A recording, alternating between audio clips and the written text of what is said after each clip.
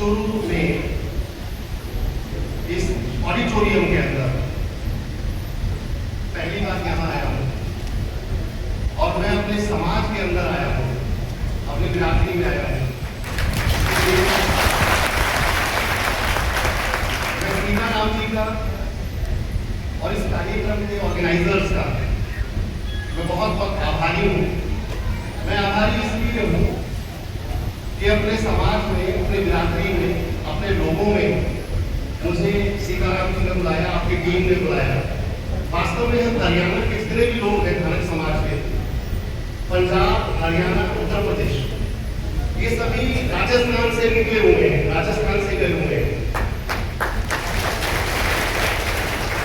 हमारा एक खून है, एक रक्त है। मैं समाज को नमन करता हूँ और मैं समाज का आभारी हूँ। आप में से हम लोग निकले हैं और हमें जाकर के राजस्थान, हरियाणा में जाकर के काम हमारे बुजुर्ग, हमारी पीढ़ियां, पहले वाली पीढ़ियां करती रही हैं। आज मैं भाव विभोर हूँ। मैं इस कार्यक्रम को कबीर जयंती के माध्यम से जो ये कार्यक्रम हो रहा है, मैं इसको सामाजिक सम्मेलन मानता हूँ। धानक समाज का, धानक परिवार का ये एक सामाजिक कॉन्फ्रेंस है, सोशल कॉन्फ्रेंस है। And I don't take it as a political programme. तो अगर पॉलिटिशियंस, हमारे समाज के पॉलिटिशियंस हमारे मध्य में हैं और हम उनको नमन करते हैं, उनका आभार व्यक्त करते हैं, उनको धन्यवाद करते हैं कि वो हमारे समाज की, इसलिए आभार व्यक्त करते हैं इस एस्पिरेशन से, इस भावना से कि वो हमारे समाज की बात पार्लियामेंट के अंदर उठाएंगे, वो हमारे समाज की बात, हमारे हकों की बात, हमारे अधिकारों की बात विधानसभा में उठाएंगे, वो देश की पार्लियामेंट में उठाएंगे। यदि वो उठाते हैं जैसा कि वो उठाते हैं तो उसके लिए हम उनके शुक्रगुजार हैं, इसलिए उनका धन्यवाद करते हैं। अदरवाइज वो भी समाज का हिस्सा है और वो आज समाज के फंक्शन में आए हुए हैं। Taking this, keeping this in mind, I address you to all of you. मैं समाज को सामाजिक संदर्भ में, सामाजिक प्रगति में, समाज की उन्नति के संदर्भ में मैं बात करूंगा। मैं कबीर जी के बारे में बाद में बात करूंगा। मैं समाज के बारे में पहले बात करना चाहता हूं और मैं हमारे समाज की माताएं, बहनें, बेटियां बैठी हुई हैं, आपको मैं नमन करना चाहता हूं, आपको धन्यवाद करना चाहता हूं। क्योंकि कार्यक्रमों में, समाज के कार्यक्रमों में पुरुष तो आते हैं,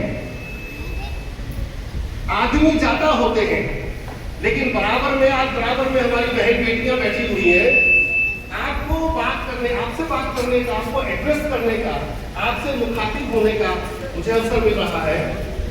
हम लोग एजुकेशनिस्ट हैं, शिक्षाविद हैं, शिक्षा में हम लोग काम करते हैं और मैं समझता हूँ शिक्षा, जिस समाज के अंदर शिक्षा सबसे ज्यादा आती है, जो समाज एजुकेशन को प्राप्त करता है और जितनी ऊंची शिक्षा प्राप्त करता है, शिक्षा और उसके बाद ऊंची शिक्षा, जितनी ऊंची शिक्षा प्राप्त करता है वो समाज उतनी तरक्की करता है।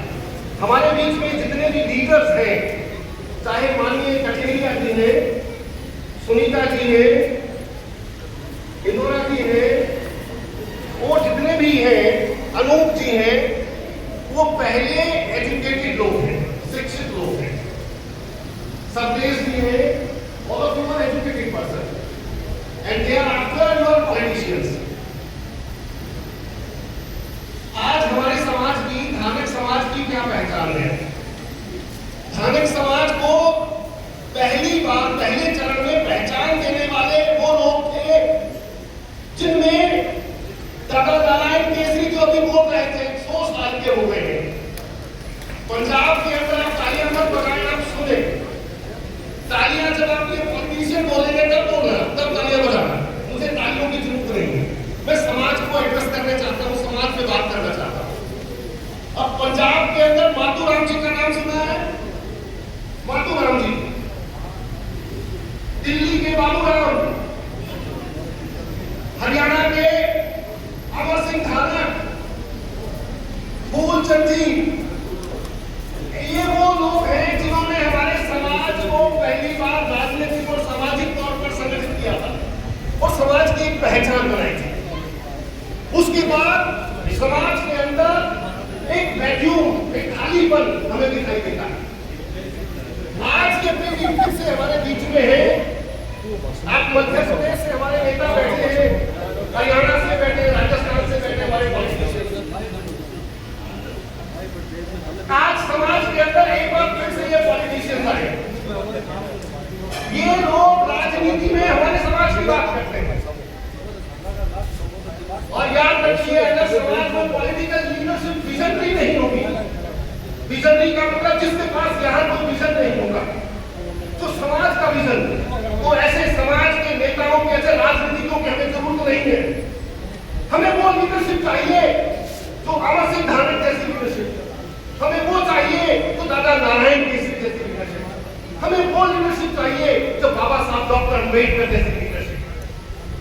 संत कबीर लीडर नहीं थे, लेकिन संत कबीर ने समाज के दुख दर्द की बात, दुखों की बात, पीड़ा की बात, छुआछूत, जातिवाद, अंधविश्वास, जितने भी वो सब रूढ़िवादिताएं थी, उनको दूर करके समाज को जो न्याय देने की बात थी, समाज को जो समाज में हिस्सेदारी देने की बात थी, ये वो दौर था जब हमारे समाज के लोगों को, हमारी बहनों को मानव भी नहीं समझा जाता था।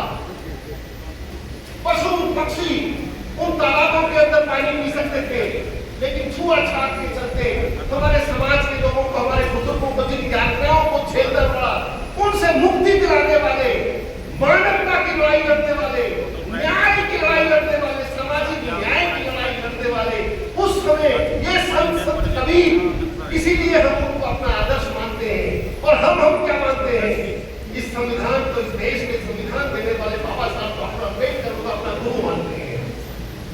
इसलिए याद रखिए, हम ऐसे महापुरुष की जयंती यहाँ मनाने के लिए खड़े हुए हैं, जिन्होंने इस दुनिया को मानवता का संदेश दिया, भाईचारे का संदेश दिया, इंसानियत की लड़ाई लड़ी।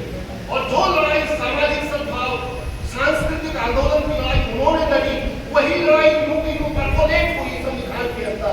बाबा साहब डॉक्टर अम्बेडकर ने जिस वेलफेयर स्टेट की बात की है, बाबा साहब डॉक्टर अम्बेडकर ने जिस सोशल जस्टिस की बात की है, वो संत कबीर की आइडिया, विचारों से ली।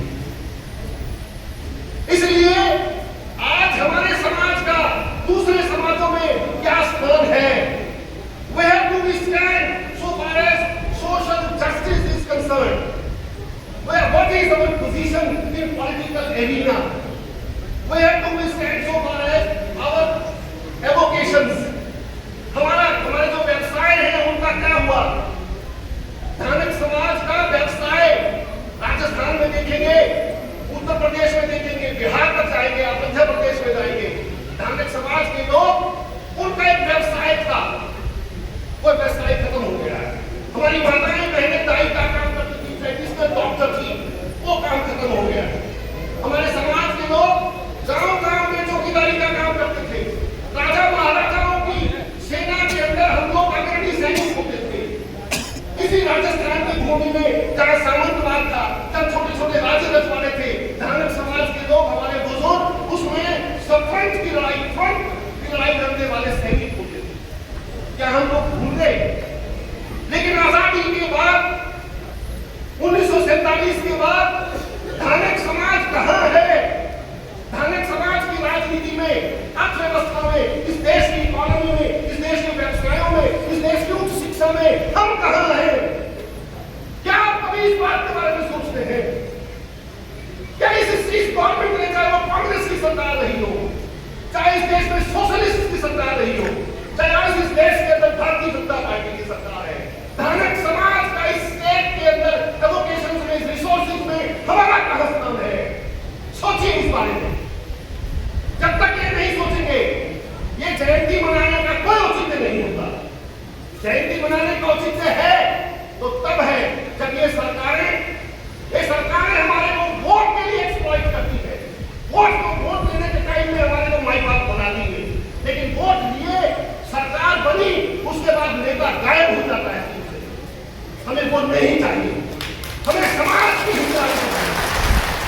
आज हम लोग एक अदा करके ये मांग करते हैं कि हमारे को एक धर्मशाला दे दो, हमारे को एक जगह दे दो, और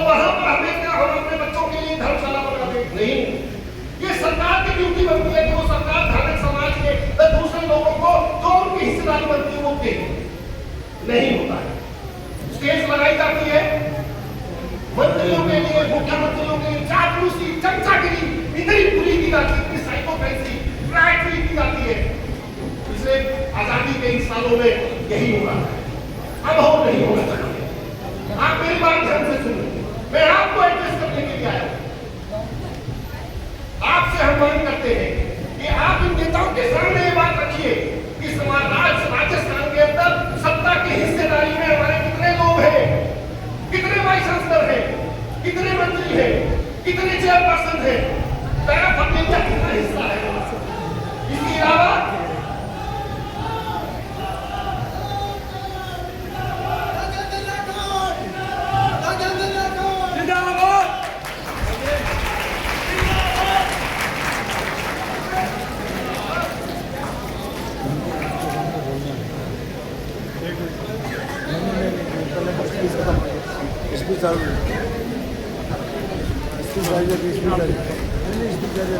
हमारे मध्य में राजेंद्र राठौर जी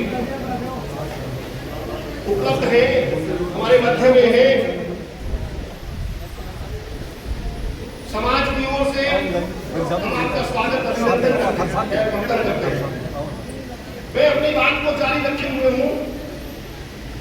अपनी बात को जारी रखते हुए मैं कहना चाहूंगा कि राजस्थान के अंदर